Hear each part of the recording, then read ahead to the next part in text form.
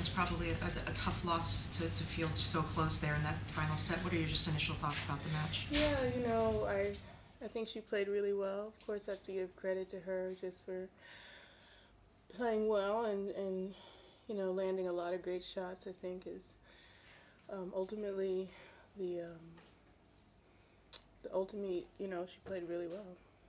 On your side of the net, a tough serving day for you, it looked like? Yeah, I definitely didn't serve as consistently as I wanted to, and I felt like just not as aggressive off the ground as I would have liked, and so I think in this kind of match you have to be aggressive. But like I said, I give a lot of credit to her because she really set her points up, and was just swinging freely, and most of them went in for her, so it was just great for her.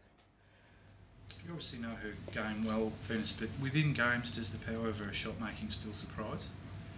Yeah, I've played her before, and I've played a lot of players with power, so obviously if you can be effective with your power and play it deep and get them in and things like that, I think she played really well, and I think I really started to really kind of get into the match in the second set, and then I just don't think I played as strong a match as I would have liked today, and sometimes that happens and you still have to get through it, and today I just didn't. Her injury concerns, how did that change your approach? Yeah, I still won the second. I felt like I really got off rhythm after that break, and so it was kind of hard to come back, and I still was able to hold, but I never really felt like I got back to that rhythm that I was building at 4-1, and really just kind of started to feel good about everything. And I think for her, when you're injured, you feel a little bit tentative at the beginning, but after a while you feel okay, so then you start to be more relaxed. Why is it so hard to get back in the groove when you have a break like that? You were up 4-1 and she was gone about 7-8 minutes and she comes back and you won, I think, 3 points in the next 3 games. What's that like? Yeah, I think usually I play pretty well after breaks like that, but this time I didn't.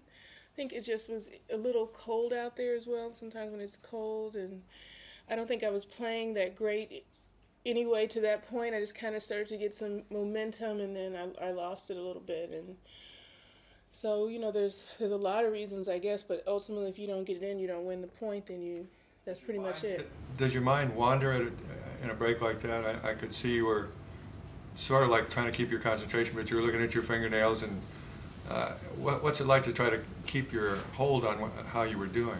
Yeah, you have to stay focused no matter what happens out there. Would you say you were unable today to do that? I don't know. These questions I already just said what I was going to say, so go ahead.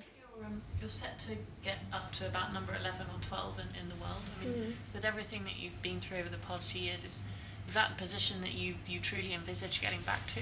Yeah, it's awesome because I feel like, I have that potential, but when you step out time and time again and you can't reach that, it's definitely challenging, and definitely